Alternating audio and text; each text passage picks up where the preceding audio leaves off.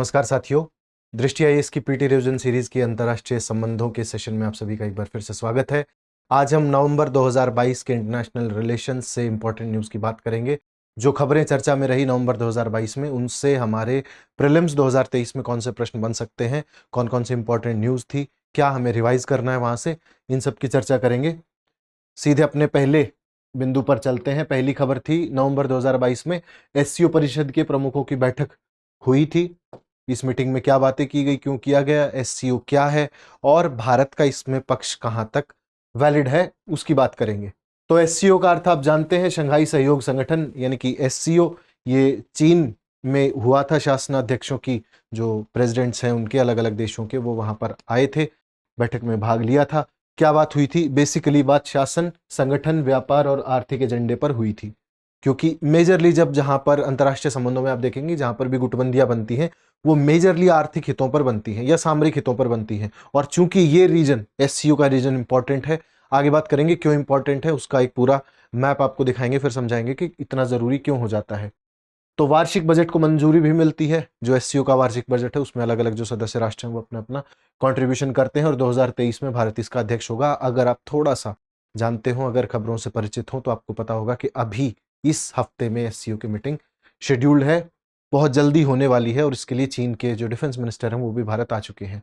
तो बात आगे बढ़ते हैं। 2023 के मध्य में दिल्ली में एक शिखर सम्मेलन में सभी एससीओ देशों के नेताओं की मेजबानी की थी, यानी कि अभी भारत करने वाला है उसकी मेजबानी, जो यहाँ पर लिखा गया है, क्योंकि ये 22 में लिखा गया है कि आगे करेंगे, तो अभी वो मेजबानी चल रही है। 2022 में उज्बेकिस्तान के समरकंद में इसे आयोजित किया गया था। जो शिखर सम्मेलन होता है उसकी बात हम कर रहे हैं, वो 2022 में समरकंद में हुआ था।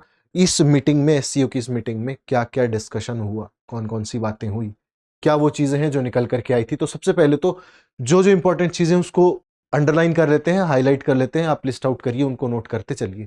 ये चीजें डिस्कस होती हैं, अगर कभी आपको मेंस में यूज करना पड़े तो वहां लिखिए, अदरवाइज जब प्रीलिम्स में इस प्रकार के प्रश्न निकले तो उनको जरूर आप देख लीजिएगा। पहला है, वैश्विक और क्षेत्रीय विकास के प्रमुख मुद्दों पर विचार हुआ। वैश्विक यानी कि पूरी दुनिया में कौन कौन से चीजें प्लेस्ड हैं। पहले आप इसके ना एक बार सदस्य राष्ट्र समझ लीजिए, फिर आपको बात समझने में आसानी होगी। एससीओ के सदस्य राष्ट्र कौन से हैं? देखिए, 2023 में एक तो बनने वाला है ईरान, तो उसको अभी नहीं जोड़ेंगे, वो बाहर है, ठीक है। उसके बाद इसके एक्रोनिम देखिए, का की ताऊ, तो कजाकिस्तान, किर्गिस्तान, ताजिकिस्तान और उज्बेकिस्तान, ये चार इसके मेन हुए, या जिनको आप सेंट्रल एशियन बोल सकते हैं। उसके बाद चार और हैं, तो भारत और पाकिस्तान तो रहेंगे, इन्होंने 2017 में एक साथ ज्वाइन किया था। इसके अलावा चीन है और रूस है। तो अभी के लिए 8 सदस्य राष्ट्र हैं एससीओ के। अब अगर आपके दिमाग में थोड़ा सा मैप बना हो, तो उस मैप के लिहाज से आप देखिए कि क्षेत्रीय विकास के मुद्दे कौन से हैं। ऊर्जा supply basically central Asian countries से होती है, तो एनर्जी सप्लाई के मामले में बहुत इंपॉर्टेंट रीजन है, उसको सुरक्षित रखना है। बाहरी आक्रमण से भी दूसरे देशों का वहां पर इन्वेजन हो, इन्वेजन यानी कि डिप्लोमेटिकली इन्वेजन भी हो सकता है कि कोई आपके वहां से एनर्जी सप्लाई बाहर ले जाए, इस तरीके से ना हो। प्लस वैश्विक संदर्भ में एससीओ राष्ट्र कहां ठहरते हैं, उनका क्या से है, कितनी हिस्सेदारी है, इस बात की चर्चा की गई। फिर इसी के अंदर में व्यापार, यानी कि व्यापार भी दो तरीके का, कि एक तो एससीओ कंट्रीज कुल टोटल कितना व्यापार करती हैं पूरी दुनिया के साथ, और वो कितना करती हैं वो हम आगे बात करेंगे, लेकिन आपस में भी कितना करती हैं। उज्बेकिस्तान ताजिकिस्तान के साथ कितना करता है, भारत उज्बेकिस्तान के साथ कितना करता है, ऐसे आपस में इनका कितना व्यापार है, इसकी बात। आर्थिक हित, एक दूसरे के लिए फ्री ट्रेड एग्रीमेंट साइन करना, एक दूसरे को शुल्क में थोड़ा सा, उत्पाद शुल्क में थोड़ा सा, एक्साइज में छूट देना, टैक्स फ्री करना चीजों को वहां पर, इस प्रकार की चीजें डिस्कशन हुई। फिर सांस्कृतिक, यानी कि पीपल टू पीपल कितना लोग जुड़े हुए हैं और आपस में एक दूसरे की संस्कृतियों से क्या आदान प्रदान हो सकता है। मानवीय सहयोग बढ़ाने के लिए प्राथमिकता वाले कदमों पर बात हुई। इसका मतलब कि आप वीजा ऑन अराइवल कितना दे रहे हैं लोगों को, आपके यहाँ लोग या स्टूडेंट्स कितने आ रहे हैं, स्टूडेंट्स की फीस आप कितनी कम कर पा रहे हैं, काम कितना आप अपने कंट्रीज में एससीओ के बाकी सदस्यों को दे पा रहे हैं, इन सब चीजों पर चर्चा हुई। उसके बाद भारत ने क्या कहा, भारत का कहना था कि जो एससीओ के सदस्य हैं उनका कुल व्यापार $144 बिलियन है, सिर्फ इतना है, उसको बढ़ाने की जरूरत है, मल्टीप्लिकेशन की आवश्यकता है। उसमें या तो वापस में बढ़ाएं या पूरे विश्व के साथ अपना व्यापार बढ़ाएं, और उसको एनहेंस करने के तरीके, तो भारत साफ साफ कह रहा है कि अब थोड़ा सा व्यापार में अगर हम एफटीएस वगैरह साइन करेंगे, अगर शुल्क में छूट देंगे तो इसको बढ़ाया जा सकता है, जो कि एक मेजर बैरियर है। इसके अलावा भारत का जो ज्यादातर व्यापार होता है एससीओ कंट्रीज में, चाइना के साथ होता है। That is very obvious. 2022 में 100 मिलियन ये क्रॉस कर गया था पहली बार, जबकि रूस के साथ भारत का सेकंड नंबर पर आता है और वो 20 बिलियन है। तो आप देख रहे हैं कितना गैप है। और ये जो 100 बिलियन है ना, इसमें भी ज्यादातर चीन भारत से ऊपर है, यानी कि चीन ज्यादा हमें एक्सपोर्ट करता है, हम ज्यादा इंपोर्ट करते हैं चीन से। भारत का एक्सपोर्ट कम है चाइना को, उसके लिए भारत लगातार प्रयास कर रहा है। फिर देखिए कनेक्टिविटी परियोजनाएं, आपस में एक दूसरे के साथ हम तालमेल कितना बना पा रहे हैं, by road, by air, by other means of transportation हम कितना जुड़ पा रहे हैं। तो देखिए central Asian countries are well connected, क्योंकि वहां पर कोई समुद्र वगैरह नहीं है, वो लैंडलॉक्ड कंट्रीज हैं ज्यादातर। इसके अलावा अगर चीन की बात करें तो चीन ने 2-3 चीजें इंपॉर्टेंट इसमें बनाई हैं।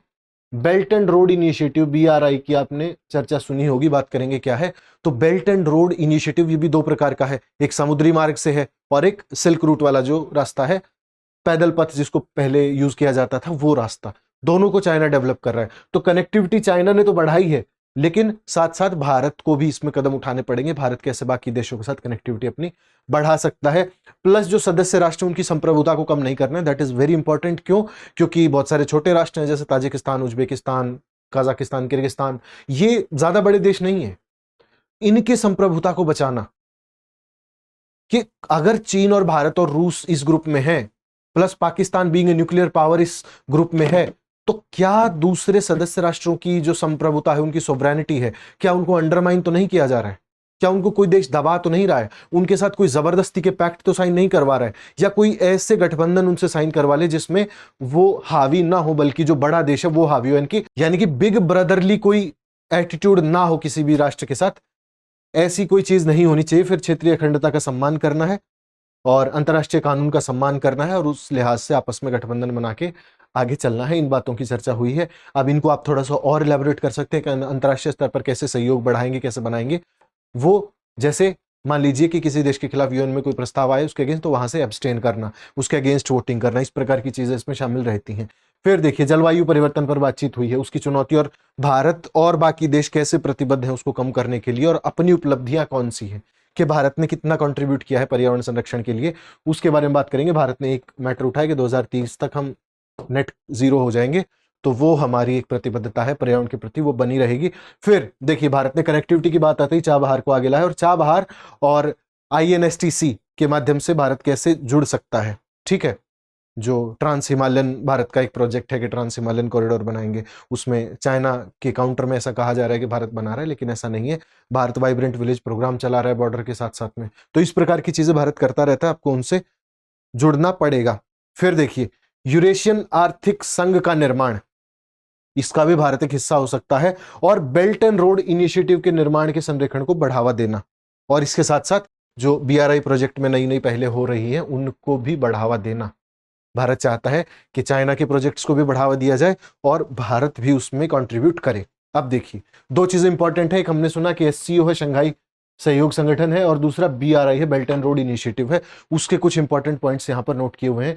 तो इंटर गवर्नमेंटल एक ऑर्गेनाइजेशन है, यानी कि अंतर सरकारी है, कि आपस में बहुत सारी सरकारें हैं, वो आपस में मिलकर इस प्रोग्राम को चलाती हैं, एक दूसरे का कोई सबऑर्डिनेट नहीं है, कोई किसी का निम्न श्रेणी का सबऑर्डिनेट नहीं है, सबजुडिस किसी के नहीं है। 2001 में से बनाया गया था, SCO चार्टर बनाया गया 2002 में, लागू हुआ 2003 में। रूसी और चीनी 2 आधिकारिक भाषाएं हैं, बीजिंग में हेडक्वार्टर है, और रोटेशन बेसिस पर इसकी अध्यक्षता देशों को मिलती है। 2023 में आप जानते हैं कि इसकी अध्यक्षता भारत के पास है।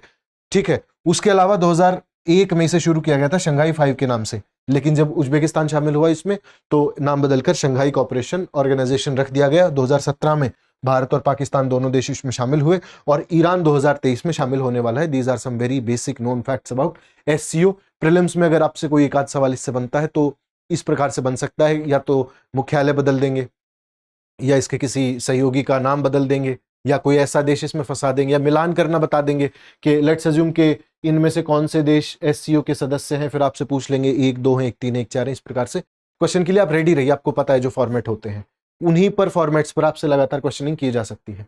फिर बेल्ट एंड रोड इनिशिएटिव है, तो चीन का कहना है कि करीब 150 देश इसमें शामिल हैं। बेल्ट एंड रोड इनिशिएटिव क्या है कि जो पुराना सिल्क रूट चीन का था, उस रूट से पैदल पथ से, यानी कि जो हमारा कॉन्टिनेंटल रास्ता होता है उससे, और जो समुद्री मार्ग है उससे आपस में देशों को ऐसे जोड़ना कि वहां पर चीन का आवागमन और बाकी देशों का आवागमन सुलभ हो सके, वहां पर टैक्स फ्री करना, वीजा फ्री करना, कम से कम कार्गो और जो हमारे शिपमेंट्स होते हैं उनको कम से कम बिना किसी प्रतिबंध के आने जाने देना। इस प्रकार का चीन का रोड मैप था। उसको बनाने के लिए, बाकी देशों को जोड़ने के लिए, अपने डिप्लोमेसी के लिए बेसिकली चाइना यूज कर रहा था।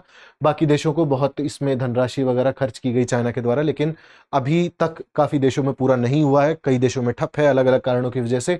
2013 में इसे शुरू किया गया था। और नेटवर्क सिर्फ रोड का नहीं होगा कि रोड से आप जोड़ेंगे, आप रोड से भी जोड़ेंगे, आप ब्रिजेस भी बनाएंगे, ठीक है, आप उसमें पाइपलाइन से भी उसका प्रयोग करेंगे, पाइपलाइन भी बिछाएंगे, आप उसमें ऑयल सप्लाई भी करेंगे, आप उसमें गैस सप्लाई भी करेंगे। तो कोई भी नेटवर्क जो चीन को दूसरे देश के साथ जोड़ता है या कई देशों के संगठनों को आपस में जोड़ता है, वहां किसी भी प्रकार के नेचुरल रिसोर्स या किसी भी प्रकार के कार्गो की शिपमेंट की जाती है तो उसको हम बेल्ट एंड रोड इनिशिएटिव के अंडर काउंट करेंगे। 150 देश चाइना क्लेम करता है कि अभी तक इसमें है, ठीक है। पुराना जो सिल्क रूट चीन का है और समुद्री रेशम मार्ग जो है उनको आपस में जोड़ने का प्रयास चीन के द्वारा इसमें किया जा रहा है। इतना हमें समझना है। इसके बाद अगर कोई प्रश्न बनता है तो हम उसको आसानी से टैकल कर पाएंगे। अब देखिए, इससे 2016 में एक प्रश्न आया है, कभी कभी समाचारों में बेल्ट एंड रोड इनिशिएटिव का उल्लेख किसके संदर्भ में होता है? तो अफ्रीकी संघ, ब्राजील, यूरोपीय संघ और चीन। अब आप देखेंगे तो काफी आसान है। उस साल तो ये करंट अफेयर्स की लिस्ट में काफी ऊपर रहता था, इसलिए पूछा भी गया। अगला प्रश्न है 2022 में आया था, ये विचार करना है। Asian infrastructure and development bank यानी कि AIDB, मिसाइल प्रौद्योगिकी नियंत्रण व्यवस्था और शंघाई सहयोग संगठन, इनमें से भारत किसका सदस्य है? तो 1 2, केवल 3, 2 3 या 1 2 3। तो 2022 में आया है, तो इसके हिसाब से आपको बताना है कि कौन से का सदस्य है। अगले वीडियो में आपको इनका आंसर बता देंगे। जैव हथियारों पर रूस का यूनाइटेड नेशन सिक्योरिटी काउंसिल में प्रस्ताव। रशिया एक प्रस्ताव लेकर के आया कि पूरी दुनिया में या जहां पर लड़ाई चल रही है या किसी के द्वारा ऐसे प्रयास किए जा रहे हैं कि जैविक हथियार बनाए जाएं, उनको डिप्लॉय किया जाए, उन पर प्रतिबंध होना चाहिए। ये निशस्त्रीकरण के रूप में ही देखा जा रहा है, क्योंकि बायो वेपन्स भी एक तरीके का वेपन है, वो भी एक हथियार है। तो यूनाइटेड नेशन सिक्योरिटी काउंसिल में भारत इस प्रस्ताव में अनुपस्थित रहा और इसी ने सुर्खियां बनाई, क्योंकि रशिया ने ये प्लान किया था कि जितने भी बायो वेपन्स हैं वो अलग अलग सहयोगी संगठन कई बार बनाते हैं, उनको बैन करवाया जाए, और एक प्रस्ताव लेकर के आया। ये वैसे रेगुलर प्रोसेस होती है देशों की। तो भारत ने उससे एब्सटेन किया, उससे अनुपस्थित रहा, यानी कि भारत ने उसमें वोटिंग नहीं की, भारत उसमें शामिल ही नहीं हुआ। ये डिप्लोमेटिकली कई कई आपको नोशंस भेजता है, कई ट्रेमर्स भेजता है अक्रॉस नेशंस, तो उसमें नहीं जाना है, हमें समझना है कि मुद्दा क्या था। उनका कहना है कि जो यूक्रेन वॉर चल रहा है रशिया और यूक्रेन का आपस में, उसमें अमेरिका भी एक पार्टी है, और उन्हें खतरा है कि जो जैविक हथियार सम्मेलन हुआ था, बायो वेपन कन्वेंशन जो हुआ था, उसका उल्लंघन करने के लिए सैन्य जैविक गतिविधियों को अंजाम दिया जा सकता है। यानी कि अमेरिका की मदद से ऐसे बायो वेपन्स बनाए जा सकते हैं जो यूक्रेन वॉर में रशिया के अगेंस्ट यूज हो सकते हैं, और ये उल्लंघन होगा जैविक हथियारों पर जो सम्मेलन हुआ था उसका। वो आगे बात करेंगे कि वो क्या सम्मेलन हुआ था, क्या बातें हुई थी, कौन सा अभी समय वो था। एक और मांग की थी कि रूस के जो 4 यूक्रेनी क्षेत्रों के कब्जे हैं उनको अमान्य घोषित कर दिया जाए, ये भी उसी में एक लिस्ट में था। इसके बाद जो हमारा BMC जो कहा, BWC, वो क्या है? तो देखिए, बायोलॉजिकल वेपन जो होते हैं वो विषाक्त हथियार जैसे बनाए जाते हैं। जैसे कोविड को कहा गया, जो कॉन्स्पिरेसी थियरी चलती है कि ये एक बायो वेपन था ताकि पूरी दुनिया की इकोनॉमीज को एकदम से हॉल्ट कर दिया जाए। सब दुनिया के जो पॉपुलेशन में काफ़ी अच्छे हैं या जिनका हेल्थ केयर सिस्टम बहुत अच्छा है या जो काफ़ी अच्छे से ग्रो कर रहे हैं, उन देशों को एक बायो वेपन के जरिए कमज़ोर करने का प्रयास किया गया था कोविड के जरिए। ऐसा कॉन्स्पिरेसी थियरीज हैं, ऐसा भी कोई रिसर्च नहीं आई है, लेकिन ऐसी बातें आपने ज़रूर सुनी होंगी। तो आप समझ गए होंगे कि बायो हथियार कैसे काम करते हैं, कि आपने जाके किसी की हत्या नहीं की, लेकिन एक देश में बहुत सारे लोग मारे गए just because of bio weapon, है ना।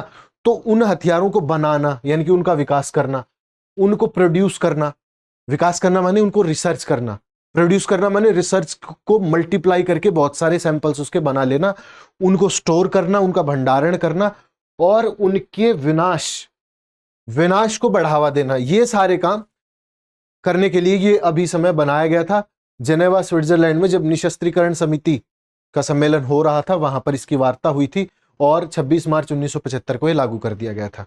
ये जो कन्वेंशन है, convention on bio weapons, biochemical weapons इसको कहेंगे। तो देखिए ये इसकी परिभाषा इन्होंने दी है उस अभिसमय के अनुसार कि किसी भी विषाक्त और जैविक हथियारों का विकास करना, उसका उत्पादन करना, उसका भंडारण करना, उसका अधिग्रहण करना, उसका हस्तांतरण करना और किसी भी प्रभावी ढंग से उसका उपयोग करना, इस सब को प्रतिबंधित किया जाना चाहिए, इस सभी समय का कहना है। महत्व क्या है देखिए, जितने भी बायोकेमिकल वेपन्स हैं, जितने भी सामूहिक विनाश के साधन हैं जो मास मर्डर कर सकते हैं, जो दुनिया को एक साथ मार सकते हैं, उनको खत्म करना, उनको सीमित करना। फॉर एग्जाम्पल जैसे हमारा एटम बॉम्ब है, जैसे हमारा न्यूक्लियर बॉम्ब है, हाइड्रोजन बॉम्ब हम बना रहे हैं, ठीक है, या जो बायो वेपन्स हैं जैसे कोविड का नाम लिया जाता है, उसमें अगर कोई देश ऐसा करता पाया जाता है तो उसके खिलाफ एक्शन लेना, उसको खत्म करना और इस प्रकार के हथियारों को बढ़ावा न देना, यही सभी समय का एकमात्र लक्ष्य है। और सभी श्रेणियों के हथियारों पर प्रतिबंध लगाया जाएगा, बहुपक्षीय प्रणाली होगी और सभी जो पक्ष है उनको निशस्त्रीकरण संधि के अंतर्गत आना होगा। और दुनिया में अपनी तरह की ये पहली निशस्त्रीकरण संधि थी जिसमें बायो वेपन्स भी काउंट किए गए थे।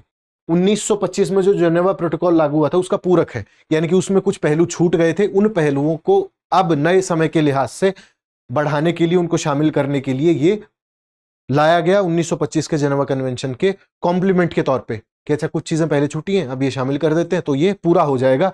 और युद्ध में जैसे जैविक और रासायनिक हथियारों का प्रयोग होता है, युद्ध में कर सकते हैं प्रयोग कि आपने अगर किसी के सैनिक कैप्चर नहीं किए तो आप जहरीली गैस छोड़ दीजिए, बहुत सारे सैनिक मर जाएंगे, तो आप इन सब चीजों का प्रयोग नहीं कर सकते। जेनेवा कन्वेंशन का अगला जो चरण है वो ये चरण है, ठीक है। जेनेवा कन्वेंशन में क्या था कि लीग ऑफ नेशन ने ये करवाई थी, एक सम्मेलन आयोजित हुआ था और इस सम्मेलन में जेनेवा प्रोटोकॉल पर हस्ताक्षर किए गए थे। 1928 में ये प्रभावी हुआ था और भारत ने भी इसकी पुष्टि की है, भारत ने भी इसको रेटिफाई किया है। इसके बाद है इसके मेंबर कंट्रीज, इसके टोटल 184 मेंबर कंट्रीज हैं अभी तक के लिए, आगे और बढ़ सकते हैं। और यूनिवर्सल मेंबरशिप इसकी है, यानी कि जो भी चाहे इसमें शामिल हो सकता है। ये इस प्रकार की चीजें हैं जो आप पर बाध्यकारी नहीं है, बट अगर आप उसको फॉलो करते हैं तो ये ह्यूमैनिटेरियन एथिकल ग्राउंड्स पर आपके लिए अच्छा होता है कि आप युद्ध में किसी प्रकार के बायोकेमिकल वेपन्स का उपयोग नहीं करेंगे, ऐसे किसी रिसर्च एनालिसिस में आप इंडल्ज नहीं होंगे जो मानवता के लिए खतरा पैदा हो सकती है। भारत इसका हस्ताक्षर करता है, इस कन्वेंशन का, जेनेवा कन्वेंशन का हमने पहले ही बात कर ली थी। तो अगर इस प्रकार का कोई एमसीक्यू बनता है जहां आपसे पूछा जाए कि अच्छा भारत है या नहीं है, तो आप कहेंगे कि बिल्कुल है। इसके बाद प्रश्न देख लेते हैं इससे संबंधित एक। हाल ही में संयुक्त राज्य अमेरिका ने ऑस्ट्रेलिया समूह तथा वासेनार व्यवस्था के नाम से ज्ञात बहुपक्षीय निर्यात नियंत्रण व्यवस्थाओं में भारत को सदस्य बनाए जाने का समर्थन करने का निर्णय लिया है। इन दोनों व्यवस्थाओं के बीच अंतर क्या है वो आपको बताना है। 2011 में यह प्रश्न आया था, PYQ है। तो ऑस्ट्रेलिया समूह एक अनौपचारिक व्यवस्था है जिसका लक्ष्य निर्यातक देशों द्वारा रासायनिक तथा जैविक हथियारों के प्रगुणन यानी कि मल्टीप्लिकेशन में सहायक होने के जोखिम को न्यूनीकृत कम करना है। जबकि वासेनार व्यवस्था OECD के अंतर्गत गठित औपचारिक समूह है जिसका समान लक्ष्य है। दूसरा ऑप्शन, ऑस्ट्रेलिया समूह के सहभागी मुख्यतः एशियाई, अफ्रीकी और उत्तरी अमेरिका के देश हैं, जबकि वासेनार व्यवस्था के सहभागी मुख्यतः यूरोपीय संघ और अमेरिकी महाद्वीप के देश हैं। केवल एक, केवल दो, एक और दो, नीदर वन नॉर टू, ये आपके ऑप्शन है, इनमें से आपको बताना है, कमेंट करना है। अगले एपिसोड में इसकी चर्चा कर लेंगे कि क्या इसका सही उत्तर है। इसके बाद है बंगाल की खाड़ी बहुक्षेत्रीय तकनीकी एवं आर्थिक सहयोग उपक्रम यानी कि बिम्स्टेक। इसकी दूसरी कृषि मंत्रियों की बैठक हुई थी, उस बैठक में क्या चर्चा हुई है, नवंबर में बैठक हुई है। उसमें जो इंपॉर्टेंट पॉइंट निकल के आए वो हमारे लिए इंपॉर्टेंट है। पहले इसकी विशेषताएं देख लेते हैं। कई बार एमसीक्यू में इस प्रकार पूछ लिया जाता है कि कोई इनिशिएटिव है, कोई नई योजना लॉन्च हुई है या कुछ नए फंड्स दिए गए हैं, कोई नया इंस्टीट्यूशन बनाया गया है, उससे क्वेश्चंस निकल सकते हैं, इसलिए हमारे लिए आवश्यक है। विशेषताएं क्या हैं देखिए। तो पहला तो कृषि में परिवर्तन के लिए, जो परिवर्तन हो रहा है कृषि में, उसके लिए आपसी सहयोग बढ़ाना यानी कि बिम्स्टेक के जितने भी सदस्य राष्ट्र हैं, और व्यापक क्षेत्रीय रणनीति बनाना। बंगाल की खाड़ी के जो देश हैं उनके सदस्यों की भी चर्चा करेंगे, उनके बीच में सहयोग बढ़ाना बेसिकली इनका मकसद है। फिर बाजरे के महत्व को और उसके उत्पादों के जो प्रयोग है उसको प्रोत्साहित करना। तो भारत की जो नीति है, UNGA में भारत ने जो प्रस्ताव पारित करा है कि मोटे अनाजों को 2023 में प्रमोट करना, जिसके लिए भारत लगातार प्रयास कर रहा है, वो भारत ने यहां भी प्रयास किया और उसको आगे भी बढ़ाया गया बिम्स्टेक कंट्रीज के द्वारा। फिर देखिए, जो कृषि की जो जैव विविधता है उसको बचाना, उसको जो रसायन है उनके प्रयोग को कम करना तथा संरक्षण करना कृषि का। अभी रिसेंटली आंकड़े आए हैं जिनसे हमें पता चला है कि भारत का जो यील्ड है वो लगातार घट रहा है 1960 के दशक से अगर बात करें तो। यानी कि अगर हम उर्वरकों का प्रयोग भी कर रहे हैं तो यील्ड लगातार घटता जा रहा है, पैदावार कम होती जा रही है। इसके अलावा भारत का भूमि जल स्तर गिरता जा रहा है, वो एक समस्या पैदा करता है। फर्टिलाइजर पर सब्सिडी हम बहुत ज्यादा देते हैं, फर्टिलाइजर के इंपोर्ट करने पर हम बहुत ज्यादा पैसा खर्च करते हैं, जो हमारे अंततः राजकोष में लक्षित होता है। हम कई बार एक्सेसिव डीएपी और जो नाइट्रेट्स होते हैं, फॉस्फेट्स होते हैं, उनका प्रयोग कर लेते हैं, जो हमारी धरती के लिए, भूमि के लिए, कृषि की उर्वरता के लिए, कृषि जैव विविधता के लिए खराब है, उसको संरक्षित करने का प्रयास यहां पर किया गया। इसके अलावा वन हेल्थ दृष्टिकोण अपनाने की भारत की जो पहल थी उसको आगे बढ़ाया गया। इनकी डिजिटली जितना हम ज्यादा कंट्रीब्यूट कर सकते हैं कृषि के क्षेत्र में, जितने ज्यादा लोगों को जोड़ सकते हैं, जितना ज्यादा डेवलपमेंट हम तकनीक का कर सकते हैं कृषि में, वो हम करें, ये इसमें बात की गई। फिर जो ये क्षेत्र है उसमें खाद्य सुरक्षा, शांति और समृद्धि के लिए सहयोग बढ़ाना, कि हमारे एरिया में कम से कम खाद्यान्न की समस्या न पैदा हो, ये हमारा लक्ष्य हो, ये इस मीटिंग की एक मुख्य विशेषता रही। फिर 2023 से 2027 5 साल की इस कार्य योजना का, जिसे बिम्स्टेक कृषि सहयोग कार्य योजना कहा गया, जिसमें ये सारी चीजें फलित की जाएंगी, सहयोग बढ़ाना, तकनीक का प्रयोग करना वगैरह वगैरह, ये सारे काम उसमें किए जाएंगे। ठीक है, फिर देखिए जो बिम्स्टेक सचिवालय है और अंतर्राष्ट्रीय खाद्य नीति अनुसंधान संस्थान यानी कि IFPRI है, उसके बीच सहयोग बढ़ाना, यानी कि अंतर्राष्ट्रीय स्तर पर जो हो रहा है उसको बिम्स्टेक से जोड़ना और बिम्स्टेक का कैसे प्रयोग किया जा सकता है इस संबंध पर बात करना। फिर कृषि ही नहीं, कृषि से जुड़े जो अन्य प्रकार के प्रयोग हैं उनको बढ़ाना, फॉर एग्जाम्पल मत्स्य पालन को बढ़ाना, पशुधन को बढ़ावा देना, कृषि में जो चीजें सहयोग हमें कर सकती हैं हर उस चीज का विकास करना, इस रणनीति पर बातचीत की गई। ठीक है, तो बिम्स्टेक क्या है? क्षेत्रीय संगठन है बंगाल की खाड़ी के इर्द गिर्द के देशों का। इसमें बेसिकली 7 सदस्य हैं, 5 दक्षिण एशिया से हैं, जिसमें बांग्लादेश, भूटान, इंडिया, नेपाल, श्रीलंका और 2 देश जो हैं वो दक्षिण पूर्व एशिया के हैं, यानी कि म्यांमार और थाईलैंड। ठीक है, इसका आप एक्रोनिम बना सकते हैं, इसको याद कर सकते हैं। पहले ये उप क्षेत्रीय संगठन था, बैंकॉक घोषणा के दौरान बनाया गया था, 6 जून 1997 को पहली बार ये किसी भी प्रकार से लक्षित हुआ।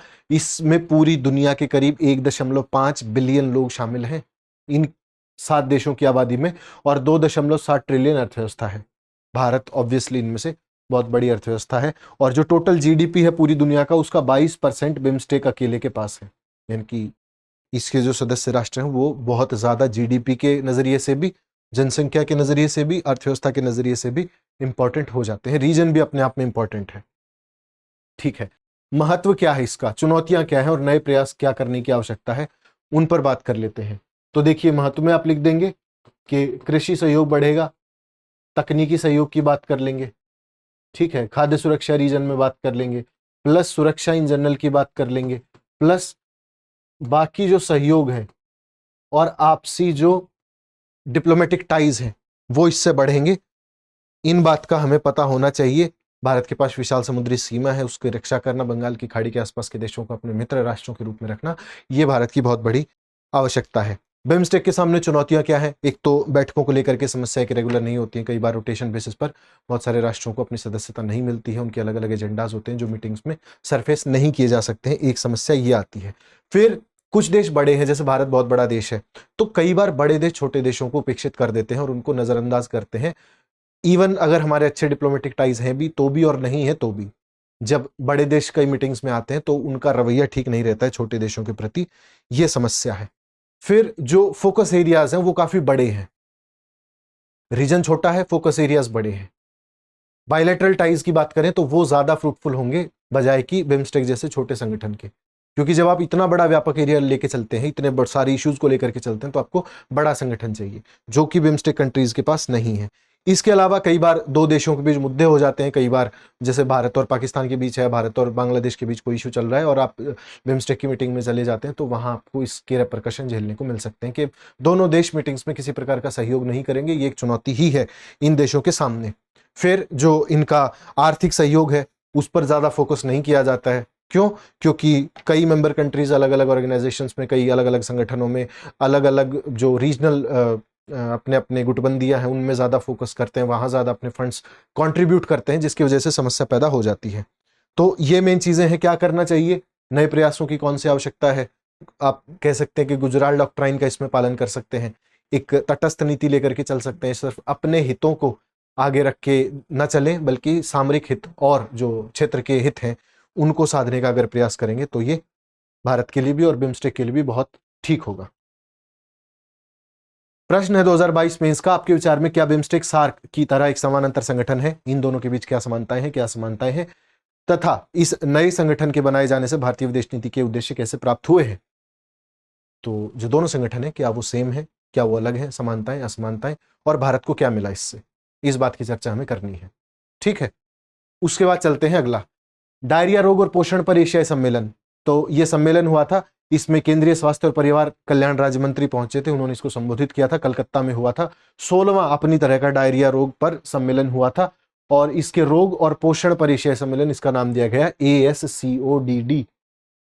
ठीक है, आप इसका इंग्लिश में जब एक्रोनिम को एनलार्ज करेंगे, बड़ा करेंगे, उसको फुल फॉर्म बनाएंगे तो ASCODD ये बनेगा। इसमें कौन कौन शामिल थे?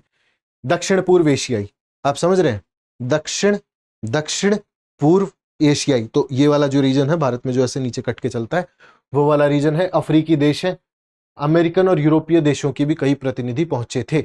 ये बहुत बड़ी समस्या है, बच्चों में अक्सर देखी जाती है, बड़ों में भी देखी जाती है, लेकिन चूंकि बच्चे ज्यादा इससे प्रभावित होने के कगार पर रहते हैं तो उनके लिए बेसिकली किया गया था। थीम क्या था? सामूहिक भागीदारी के माध्यम से निम्न और मध्यम आय वाले देशों में हैजा, टाइफाइड और आंत संबंधी अन्य रोगों की रोकथाम में नियंत्रण।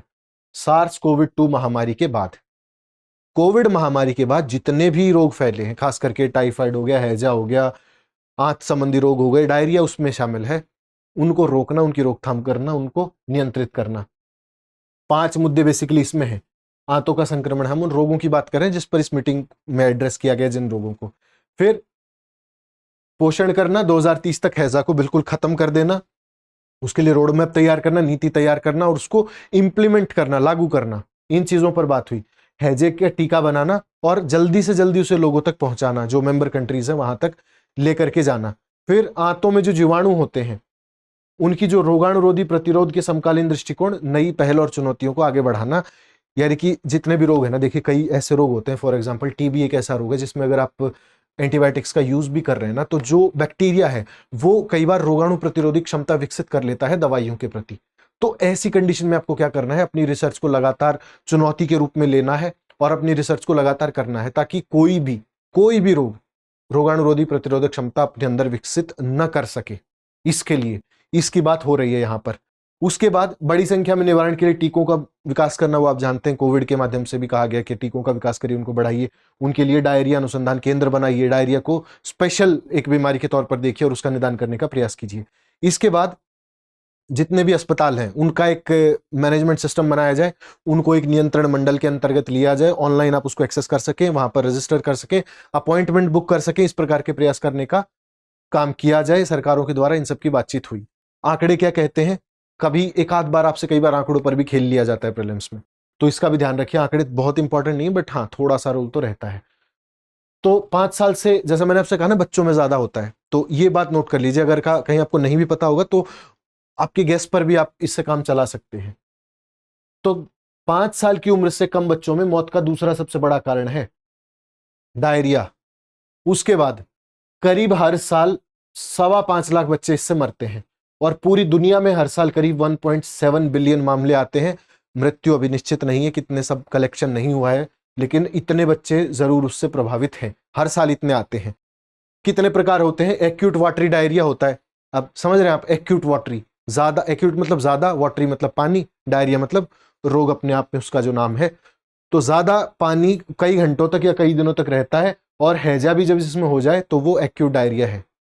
उसके बाद एक्यूट ब्लडी डायरिया है, इसे पेचिस भी कहा जाता है। ये बहुत आप जानते होंगे, ये एक अलग किस्म की बीमारी है एक्यूट ब्लडी डायरिया, बहुत बहुत बुरी होती है, बच्चों में खासकर मृत्यु का कारण भी कई बार बन जाती है। फिर है परसिस्टेंट डायरिया, परसिस्टेंट यानी कि लंबे समय तक चलने वाला, तो 14 दिन या उससे अधिक जो रहेगा वो परसिस्टेंट डायरिया के अंतर्गत आएगा। भारत ने क्या किया है? देखिए, रोटावायरस वैक्सीन ड्राइव भारत ने चलाई है।